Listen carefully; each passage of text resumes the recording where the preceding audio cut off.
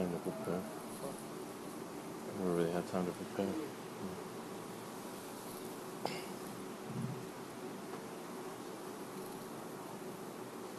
الحمد لله وحده وصلى الله وسلم وبارك على من لا نبي بعده وعلى آله وصحبه وسلم تسليما كثيرا. To begin, we, over the course of the last few weeks, read some words of great importance from Shaykh al-Allama Abdul Rahman ibn Nasir al-Sa'di rahimahullah ta'ala concerning the importance of good character. Somebody asked a question last week: what is the connection between that topic and the subject matter of the class, which is family matters? To which we say that the answer to the question is a rhetorical one. Is not one that really needs to be given beyond a person just thinking about the reality of their affair and their dealings with their own spouse, and their dealings with their children, and their dealings with their in-laws, and the likes of these things. Now, without a doubt, a family is built upon communication, cooperation, and trust. It is like any other interaction between people. It is a social contract. It is ta'aqud and ta'ahud. Any people deal with each other on the strength of the fact that they are Muslims, and one spouse expects for them to deal with them as a Muslim should behave, and they expect to be treated as a Muslim behaves. And this is something that it counts for a great portion of our religion, to the extent that the Messenger of Allah sallallahu alaihi wasallam su'ila an akthari ma yudkhilul jannah, he was asked about the thing that enters people into paradise the most, the thing that is most likely to enter people into paradise, and he says sallallahu alaihi wasallam, taqwallahi wa husnul khuluq, taqwa of Allah, cognizance of the greatness of Allah tabaraka wa ta'ala, and the right of Allah that drives a person to fulfill his responsibilities in a way that will protect him from the anger and the punishment of Allah tabaraka wa ta'ala. The reality of a taqwa, touching the right of Allah first and foremost. Wa husnul khuluq, and good character. Taqwallahi wa husnul khuluq. So the religion is like that. Taqwa Allah is mostly, it is closest connected to the rights of Allah and husnul khuluq, and he is closest connected to the rights of the creation, even though from good character, without a doubt, is good character with your Lord subhanahu wa ta'ala, good character with and interacting with his instructions and with the sunnah of his Prophet sallallahu alaihi wasallam, and the likes of these affairs.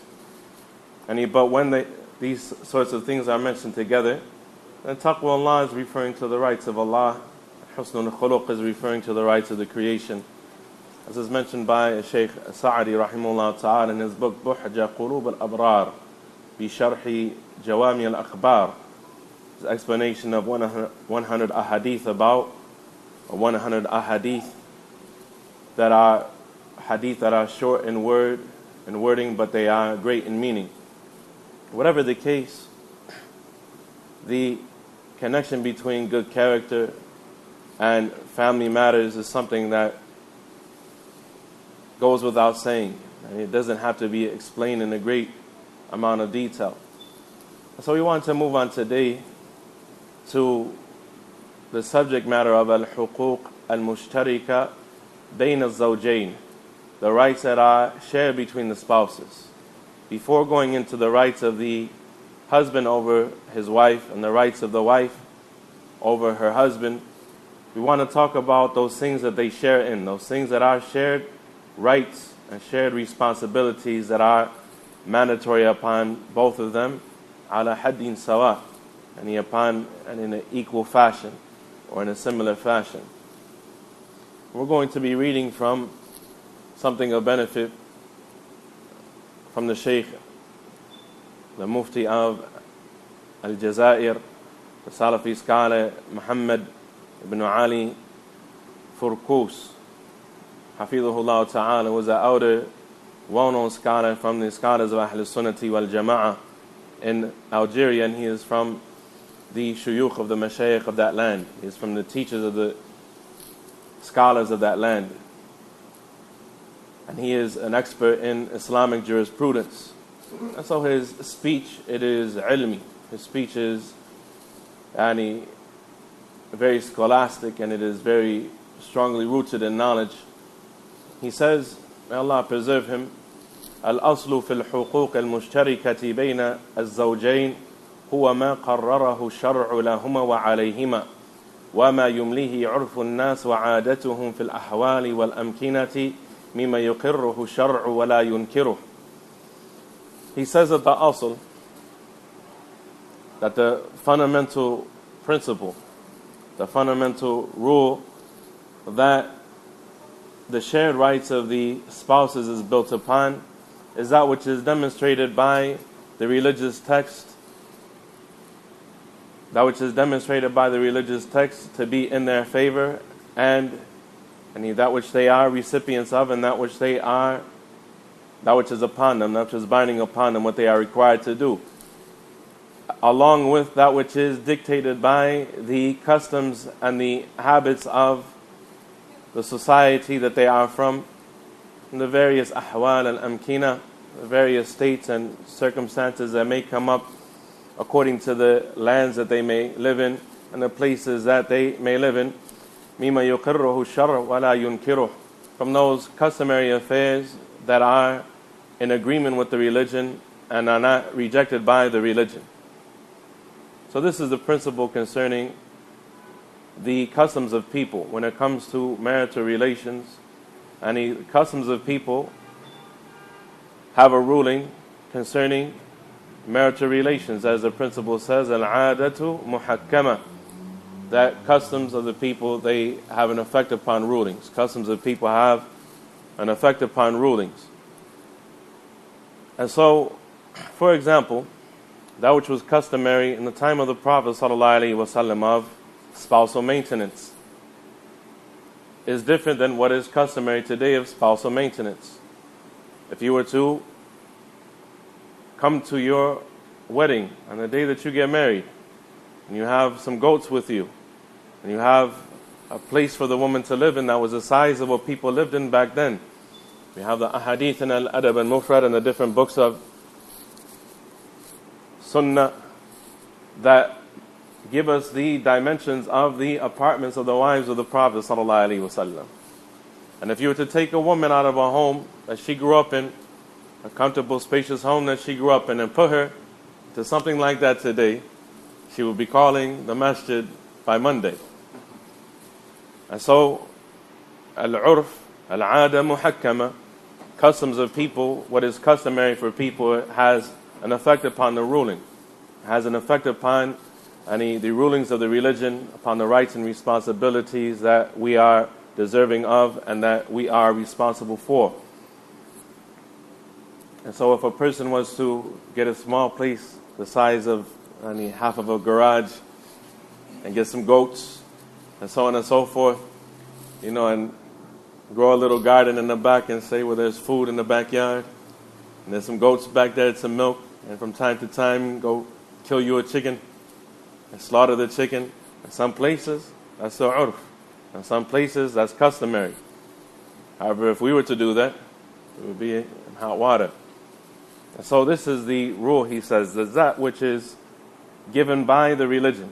That way a person cannot come and say, a man cannot come and say, and a woman cannot come and say today that they have rights that Allah has not given them. That they have rights that Allah has not given them. So a woman will come and say, for example, today, I have a right to go to college. You have a right to be a mother, sister. You have a right to be a mother. You don't have a right to go to college. Who has given you that right? Going to college contains mahadir, mafasid. It contains a number of affairs that are destructive, a number of affairs that are forbidden. The first of them being al-ikhtilat, the first of them being the free mixing between the sexes. This was something that was unheard of even in Western society before 150 years ago. It was something that wasn't done. The free mixing of the sexes, you have co-ed schooling, a co-ed workplace, these sorts of things, because it is something that is destructive. To the point that there are, from the uqala al-munsifin of this land, from people who have intelligence and people who are objective and look at things according to the correct perspective, that are today pushing to, and he removed to segregate the sexes, to remove the boys from being around the girls in the school place, and to remove the girls from being around the boys in the school place, and so on and so forth, to remove those types of distractions that prevent them from learning and have their hormones racing and roaring and so on and so forth. And so, if a person was to come today and claim that they have rights that Allah subhanahu wa ta'ala has not given them, that they have a right, I have a right to have a say-so, okay, you're moving from one place to another. The decision is for who? The decision is for the husband. The decision is for the husband. Now the purpose of al-mushawara, the purpose of taking consultation from anyone, is that it aids in at-ta'awun, it aids in cooperation. So of course you want to communicate, of course you want to explain things to people, but it is not from the aspect of taking consultation with somebody who is part of the decision-making process. The woman is not part of the decision-making process in the home. Allah has not given her that right. The Messenger of Allah sallallahu alaihi wasallam has not informed us that that is her right. So people, they come with all sorts of things. The woman has the right to be the leader of a nation. Man akhbaraka bihada. I mean, who in the world told you that? When the Prophet sallallahu alaihi wasallam said in the hadith of Abi Bakr, he said, alayhi salatu wassalam, that no people, la yuflihu qawmun wallau amrahum imra'atan, that no people are ever successful who appoint a woman over their affairs. No people are ever successful who appoint a woman over their affairs. And so people have to put things within the parameters of the religion and the parameters of the cultural norms, and not go outside the bounds as regards either. And the asl of the affair, the fundamental thing that is looked at regarding the affair is what the religion says. And then we look secondly at the cultural norms of the people. But if, for example, a person comes from, or his wife comes from a culture where the women wear the pants, or the women have more of a say-so than Allah has given them, and the likes of these things, then those are things that the sisters have to understand are from Jahiliyyah. They are from that which is outside of Islam and that which is harmful to the progress and the advancement of the family and the development of a viable, stable, fully functioning family. But rather, everyone has their roles. We live in a society that wants people to be like the ahadith, or like the hadith of the Prophet ﷺ that informs us about three of the most destructive of major sins mentioned. When the Prophet ﷺ, he said, ثَلَاثَ لَا يَنْظُرُ اللَّهُ إِلَيْهِمْ يَوْمَ الْقِيَامَةِ, or ثَلَاثَ لَا يَدْخُلُونَ الْجَنَّةِ. There are three people that will not enter Jannah. They will not enter the Jannah. Meaning, في أول وهلة, they are تحت وعيد العذاب. They are under the threat of torment from Allah تبارك وتعالى. There are three people that will not enter the paradise. العاقل والديه, the child that mistreats his parents, that disobeys and mistreats his parents, the first. The second, الديوث الذي يقر في أهله الخبث, the one who is like a pimp, the man who has no jealousy over his woman folk. The man who has no jealousy over his woman folk. And third, al-mar'atul al-murtajila, the woman who acts like a man. Ar-rajulatu min an-nisa, the woman who acts like a man. The woman who acts like a man, the man, he comes and he goes. His responsibility is outside of the home. The woman's responsibility is inside of the home. But she wants to be what? She wants to be a woman who comes and goes as she please, does what she likes, doesn't have any authority over her, doesn't have to listen to what anyone says to her, and the likes of these affairs. And this is something that they have done, and particularly to the poor demographics of society. The poor demographics of society, back in the 50s and the 60s, when they came up with entitlement programs, within the context of social work and the welfare system and so on and so forth, they empowered the woman and they promoted the quote-unquote liberation of women. And so the woman, she becomes a superwoman. She becomes a superwoman. And all the shows on television from the 50s to the 60s on up, they portray the woman as some superhuman creature that can raise a family, have a career, save the world, and get back for dinner. And then they portray the men within literature and within television shows, within syndicated television shows and so on and so forth, as buffoons and oppressors of the family and these sorts of things in order to destroy the nuclear family, the family that's consisted of a mother and a father and children. They want to destroy this. They want to do away with this because it is counterproductive to the quote-unquote progression of the society. And we don't want people overachieving. We don't want people over-procreating. It's not really a word, but you know what I mean. We want people procreating too much, having too many children, making too much money, the likes of these things. And we want to remove the woman from the home. We want to remove the woman from the home for economic reasons. One, because they were going from what? They were going from a economy that was built upon production to an economy that was a service-based economy. And so a service-based economy, you have a lot of jobs that require a woman, these sorts of things. And so they looked at it, what they said, pragmatically. Pragmatic is not what is right and wrong, but what is useful and what is not useful, what works and what doesn't work. And so they say what is right and what is wrong is what works for us today and what doesn't work for us today. And those things change according to time and place. And this is the designs of the social engineers of society. So a person, they have to look at this principle.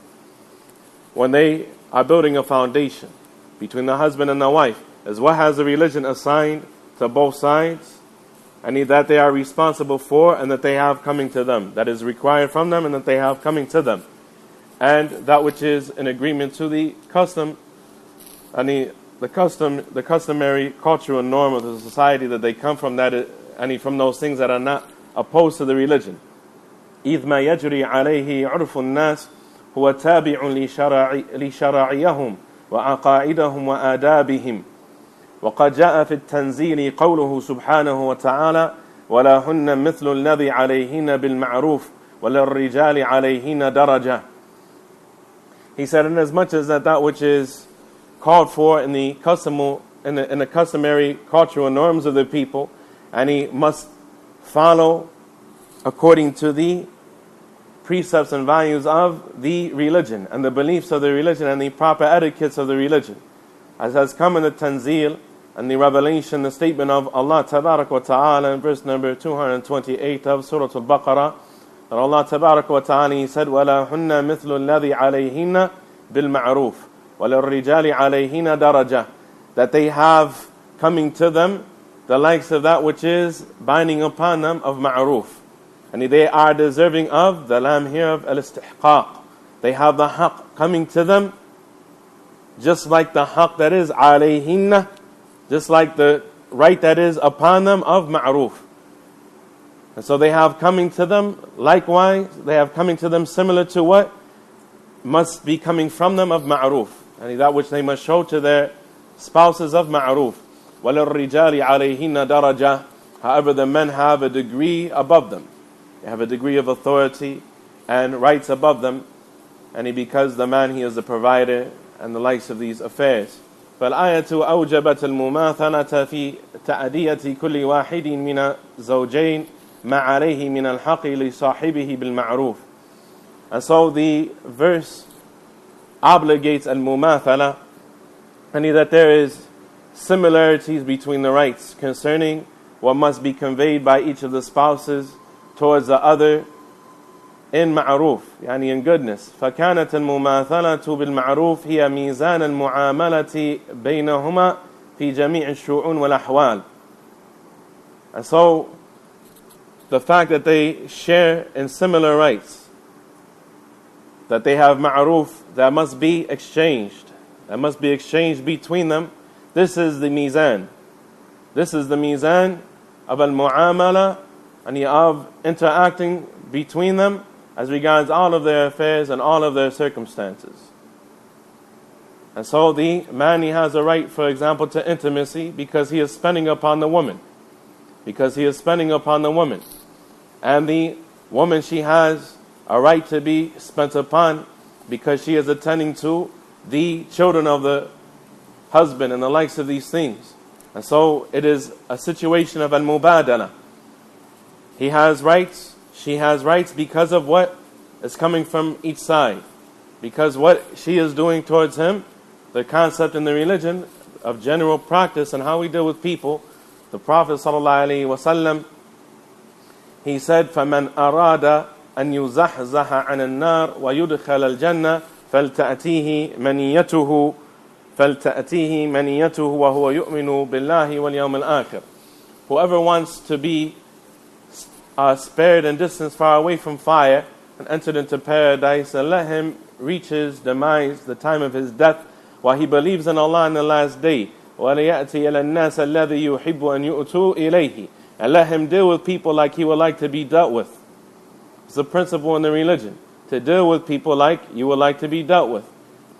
Allah Tabaraka wa Ta'ala, he said, وَيْلٌ لِلْمُطَفِّفِينَ الَّذِينَ إِذَا اكْتَالُوا عَلَى النَّاسِ يَسْتَوْفُونَ وَإِذَا كَالُوهُمْ أَوْ وَزَنُوهُمْ يُخْسِرُونَ. Woe be to the mutaffifin. Who are the mutaffifin? That are threatened with wail, which is, as Abdullah ibn Mas'ud, he said, wailun wadun fi jahannam. That al-wail is a valley in the fire. That al-wail is a valley in the fire, meaning is in the depths of the fire. Wailun lil mutaffifin. Woe be to, wailun for the mutaffifin. Who are they? Alladhina idha iktalu ala nasi yastawfun. They are those that when they do measure for the people, or when they require measure from the people, when they are doing business or trade, and those things that require weight or measurement, then they demand what they have coming to them in full. وَإِذَا كَالُوهُمْ أَوْ وَزَنُوهُمْ يُخْسِرُونَ. However, when it is required for them to give in full weight or full measure, they cheat people. So they expect their rights in full, and they at the same time are not giving the rights of their spouse in full, or the rights of another person in full. This person is mutaffif. He is under the threat of punishment from Allah subhanahu wa ta'ala. So you have a guy, for example, that's sitting at home, drinking all the juicy juice, eating all of the wick, eating off government assistance and the food stamps and so on and so forth. The wife is working a job or two inside and outside of the home, and he is not bringing anything to the table. And he wants to bark orders at her. He wants to dictate what she can and what she cannot do, and the likes of these things. And he's saying, my wife doesn't respect me. Well, respect is something that is earned. It is gained. It is not just granted. It's not something that a person takes for granted. You all of a sudden have respect that is due to you. And we guarantee any person who finds herself in a situation where their wife has lost respect for them for a valid reason, that if they were to pick up the pace, and if they were to stop dragging their feet, and if they were to give the effort that Allah has obligated upon them to struggle to take care of their family, then they would regain the love and the respect of their family. And so this is something that is the fundamental principle concerning the issue as al-mumathala. Is that which is exchanged of rights is similar, is quite similar in nature. فَكَانَتْ الْمُمَاثَلَةُ بِالْمَعْرُوفِ هِيَ مِيزَانٌ المعاملة بينهما في جميع هي ميزان المعاملة بينهما في جميع الشؤون والأحوال. فإذا حم الزوج بمطالبتها بأمر من الأمور فيما يدخل في وسعها وطاقتها تذكر أن عليه واجبا مثله بإزائه. He said, so for example, when the husband is going to ask his wife to do something, and in general, she has to listen to what he says. She has to listen to what he says, even if it's something that by itself is just permissible. And if he requires her to do something, if he has requested her to do something, it's mandatory for her to be responsive to him. So if he is going to request something from his wife, any affair that is within her capacity and is something that is not extremely difficult for her, tadhakkar, then he brings to mind, he recalls the fact that there is a wajib upon him that is similar to, there is a duty upon him just like what he is asking her to do. That there is, likewise, there may be things that she asks for him, help that she is asking for him, and he looks at what? He looks at the situation of a tabarrum. And does he do it with a smile, with a cheerful disposition? Does he do it in a quick fashion? Does he respond quickly? And so he looks at what she's asking, when she asks me to do something, how do I do it? Do I do it to begin with? And if I do it, how do I do it? Do I do it quickly? Do I do it happily? Do I do it out of love for my wife? Do I do it out of appreciation for what she does for me? And the likes of these things. And if he is not like that, then he tries to change that. So he responds, when he asks her to do something, and he expects a certain response from her, and her to respond in a certain type of fashion, then he looks at himself. He says, am I a person who is like that concerning the things that she asked me to do? Or do I tell her, maybe later, maybe tomorrow? Or do you tell her, insha'Allah? Some of the Salaf, they say, الَّذِي يَقُولُ insha'Allah وَلَا يَنْوِي فِعْلَ فَهُوَ كَاذِبٌ. The person who says insha'Allah about something that he doesn't have the intention to do is a liar. If you say insha'Allah and you don't have the intention to do it, you are lying, and you are not just lying, you are lying in the name of Allah. So we have to be careful with that. One of my younger children, they used to say every time I would say insha'Allah, they would say, no, Daddy, today. They thought insha'Allah meant tomorrow. Insha'Allah. No, Daddy, today. Do it today. Please, can we do it today? Right? So a person, he doesn't say insha'Allah without the intention. He doesn't do things with tabarrum, the likes of these things, but rather, and he values his family. He doesn't know how much time he has left with them. And some people, they find out that that they have illnesses that are likely to kill them, that they have lethal illnesses, and they may have a short period of time, and people, they go through what's called a bucket list of all the things that you want to do, and all the relationships you want to repair with your family, the time you want to spend with your children, so on and so forth. Those people are blessed in a way. I was talking to a brother last week, may Allah cure him, who had cancer. He's been living with us for 10 years, and he was highly sedated, and despite the fact he was highly sedated and just went through very invasive surgery to remove tumors from his liver, he was praising Allah tabarak wa ta'ala. He was praising Allah tabarak wa ta'ala. And he said, because for the last 10 years of my life, you see me, and you see the brothers sitting in front of us in almost every conference, almost every program that we have here in Philadelphia, and even beyond that. The brother, he makes a great effort to sit in all the programs, to learn his religion, and spend time around the people of Sunnah, the likes of these things. And he says, I've been living the last 10 years knowing that I had this sickness and that it may kill me, like every day is my last. Like every day is my last. So we should be like this with our families. We don't know, this may be, when you leave your house, don't leave your house upset. It may be the last time you see your wife. That may be the last time you see your wife. It may be the last time you see your children. A person doesn't know. They live every day like their last. They value the blessing that Allah has given them, a family and children, and the likes of these things. And they are responsive to their family just as they would like their family to be responsive to them. May Allah cure that brother. The Shaykh continues, he says, we'll try to wrap it up here. He said, and so he looks at those things that are within her capability and are not difficult for her and the likes of these things, and he knows when he requires something from her that there is a duty that is similar to it that is to be done in response to it. فكان ميزان المماثلة في الحقوق يتبلور في أنه ما في حق للمرأة على رجل إلا وللرجل في مقابله حق على المرأة على وجه يليق بكل واحد منهما ويناسبه.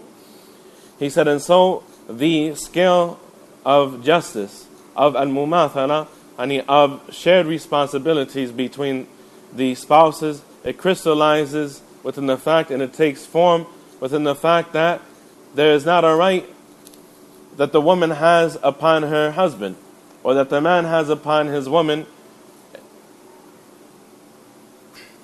towards his wife, except that in response to it there is a right that is required from them. That there is a right that is required from them that is appropriate to their situation and befitting for the male and the female gender, the male and the man or the woman according to their situation. غير أن المماثلة في الحقوق المشتركة بين الزوجين قد تثبت على أساس التقابل المتبادل بينهما في الحقوق على أنهما أكفاء من غير شرط المطابقة بين عيان تلك الحقوق. And this is connected to the next paragraph, and we'll continue there. I don't want to go into this yet. We'll continue, inshallah, in a couple of weeks. As you know, I'll be traveling for the next couple of weeks.